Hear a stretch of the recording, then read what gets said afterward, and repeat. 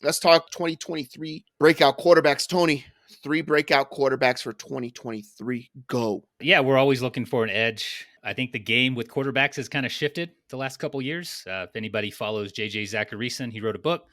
He is dubbed as the late round quarterback analyst. I think that's completely gone. I don't think you can play by those rules anymore. You mentioned Josh Allen, Patrick Mahomes. I would put Jalen Hurts. You talked about Justin Herbert. All those guys are going in the first 4 rounds. So I try to pick guys outside of the first 4 rounds that you could get a little bit later, so you can still address your wide receiver, your running back, and if you want, a Travis Kelce or Mark Andrews. So the first one, he's kind of flirting with the 4th round. He's in and out of it right now. He's like 47. He was 49 when I got this list together. But it's Justin Fields. The dude's electric on the ground, and Chicago added DJ Moore this offseason.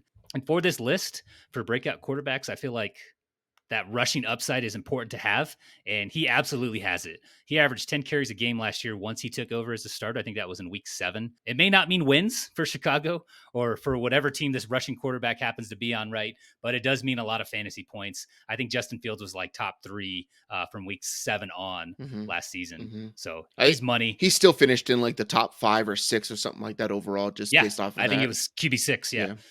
Yep. So my number 1 here is Tua Tagovailoa. So Tua is current. He's probably somewhere around like the 8th to 15th quarterback, depending on how people feel about the injuries and stuff like that. He obviously has all the weapons in the world. 2 top 15 wide receivers. They bring in A-Chain, who's got speed out of the backfield. Granted, he's small, but all those other guys are going to be stretching the field. They have, just ballers everywhere. They're going to be so fast and being able to stretch everybody north, south, east, and west. I think A-Chain provides some value there too. And all he really needs to do is get the ball into people's hands and let them work. It looks like his accuracy is a little bit better from training camp videos and stuff like that. Granted, it's a lot of one-on-one drills and stuff like that, which you can't really take too much into because there's no safety help. There's no linebackers in the way. There's no pass rush or anything like that. But as far as just ball throwing, it looks like, he's another year under that Mike McDaniel's offense, just learning, being able to do all that kind of stuff. Does he have the confidence and all that kind of stuff? But if you do play in one of those, like we do in our league, in TacoCorp Fantasy Football League, we play team quarterback, and that started in COVID. And I still think it's the best way to do it, just based off of the way the injuries are and stuff like that. You don't lose. It's the most important position on the field. You probably want the guy on the team, but they got the best backup quarterback. So if you play in a league like that, it's definitely worth it to go have a shot at that, because Mike White's going to sling it. And I don't think they're going to miss a beat like they did with Skylar Thompson or Teddy Bridgewater or anything like that last year. So Tua is one of my breakout guys that I can see hopping into that top 4 or 5, where people are projecting him to, score 270 points on the season or something like that, or maybe 300 points and then be able to push that 380 mark. Yeah, Tua's going as the 11th quarterback off the board, and that is at pick 91. Yeah. So if you can get him late, you can have your whole damn team built at that point. You're going to draft his 2 wide receivers in the first easily, you could. 2.5, 3 rounds or something like that. Why would you not take the quarterback? It makes no sense. Yeah. It's pull the trigger around early. Yeah, for sure. And no one's gonna draft Mike White, right? So it's an easy handcuff if you play by the quarterback naming rules, right? Your last pick of the draft, round 16, 17, 18, 20, or whatever, however many rounds you do, just pick up Mike White and stash him on your bench, because you got the guy, and he's an immediate fill-in who's going to produce. This dude passed for 400 yards with the Jets last year, and they had absolutely nobody, and their best wide receiver at the time was a rookie. So put him with speed everywhere. Jesus. Yeah, I like that pick a lot. My next one here, a guy going in the 5th round. So again, you can address some of the other positions before you get to this point, but it's Trevor Lawrence. Every year we get a young quarterback who inherits an elite weapon, either at receiver or tight end. Mentioned Justin Fields getting DJ Moore. We saw it with Jalen Hurts getting AJ Brown. Josh Allen got Stephon Diggs.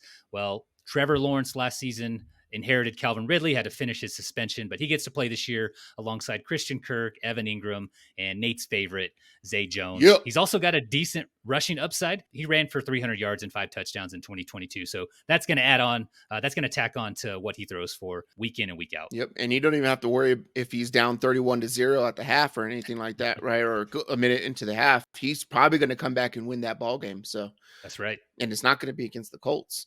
So it's actually going to be against my number 2 guy, and that's Justin Herbert. So Justin Herbert finally in an offense that doesn't throw to one running back for 18% of the targets and 28% of his completions.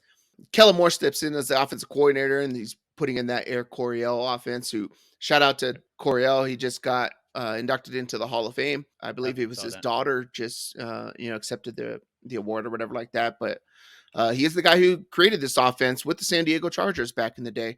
They're going to bomb it deep. They showed what they want to do by how they drafted too, right? They go out and get Quentin Johnston. They got Mike Williams on one side, Keenan Allen. The only thing you got to worry about is really health of the wide receivers. And Herbert did play completely hurt last year too, as well. And he still passed for 4,700 yards, 300 yards lower than the season before when he threw for 5,000.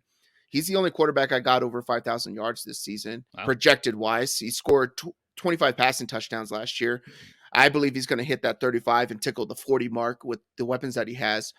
I think people are way too high on the Austin Eckler piece, but you only get so many yards passing it to a guy behind the line of scrimmage or just at the line of scrimmage, right? They're going to attack the field down the field, down the field, down the field. And they still got Palmer out there and everything like that too. So maybe he doesn't touch that Mahomes piece, but he has all the weapons to do it as well too. And when they get down to the goal line, I don't see a lot of stuff to Austin Eckler or anything like that. I think you got jump balls everywhere, and it's going to stress out the defense like crazy because you can't double team three massive dudes and Keenan Allen coming underneath it. So Justin Herbert is my breakout guy. I think he finished like 6th, 7th or something like that, 8th last year, but touchdowns down a lot. He did have rushing touchdowns last year, I don't believe, as well too. So, does he get a couple of those, sneak him in there? He's pretty mobile, and maybe the whole injury piece to his core ended up taking away from a lot of that. Yeah, that's a good one. You mentioned the Hall of Fame game happened about an hour or two before this. Yep. Shout out Dorian Thompson-Robinson, DTR, UCLA alum, led the Browns to a comeback victory. No big deal. Probably the best quarterback in Cleveland. And overcame a pass interference that didn't get called on the 1-yard line with about a minute left. That was insane. This dude was on his back, and I'm like, oh, man. But, yeah, I think – maybe that's something that the refs aren't going to call near the end of the games, right? They did it in the Super Bowl. Maybe it's a point of contention. We saw it in the Hall of Fame game. Yeah, if that wasn't the last couple minutes, they'd probably throw the flag. Yep. But my last pick here, we didn't deconflict these, so I was worried we might, cross streams on a couple of these guys. This one I know we're not going to cross streams on. You're not high on him. Reaching down a little further, so I had 2 picks in the 5th round. This one's in the 10th. It's Geno Smith.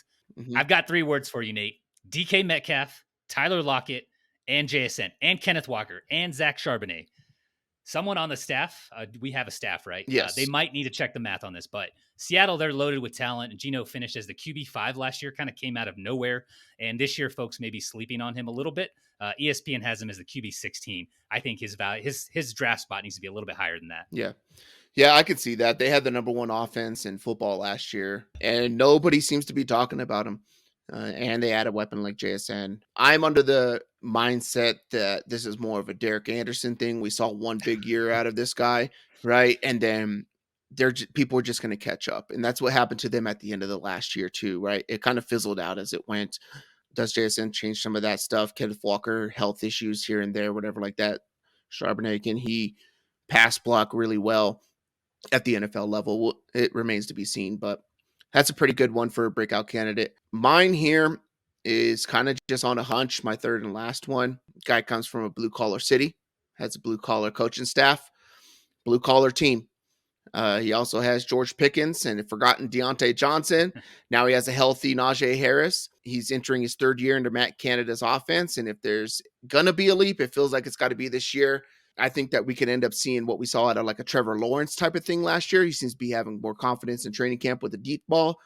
Granted, again, one-on-one drills, that's what it's meant to do, but he feels more confident. I think we see a big jump out of George Pickens as well. My 3rd one's going to be Kenny Pickett. I'd like to see a highlight where George Pickens doesn't just completely manhandle one of the corners and throws him to the ground. Yeah. He's making good catches, but he is definitely committing some OPI. Yeah, every one of them's offensive pass interference. Every one of them has no separation from any of the corners as well, too, right? And then you're going to have safeties over the top. But I don't know. There's something about Kenny Pickett. It just feels like a hunch, a gut thing to where he's one of those guys that's going to go undrafted in drafts that could potentially be in that, top 12 range, like flirt with that top 10, right at the 10 to 12 mark or whatever, that if you're going to punt quarterback, right, say you get a Travis Kelce in the 1st or something like that, you can't really afford too much to spend on an elite quarterback. at that point. You kind of want to fill some other spots in your roster, especially in a league like, ours or whatever, where we're 2 running backs, 3 wide receivers, and 2 flexes Two in a full flexes. PR. So we're starting 7 position players outside of the tight end. If you're waiting all the way back into the back end, Kenny Pickett seems like one that's going to be able to do a little bit, in my opinion. But Yeah, I um, can see that. And I think we talked about it on mine or maybe yours a mhm. couple episodes ago. But first half of the season last year, Kenny Pickett dipped above 70 PFF passing grade one time. And then the second half of the season, he dipped below it just one time, hitting 80 and 90 a couple times. So he definitely showed like a lot of the right things kind of trending upwards towards the end of the season. So I can see that happening, hitting the top 12. Yep. And they're going to win ball games too, right? And really that team kind of rolls with, is TJ Watt healthy or not? The dude stays healthy, then the offense has some more room to cook.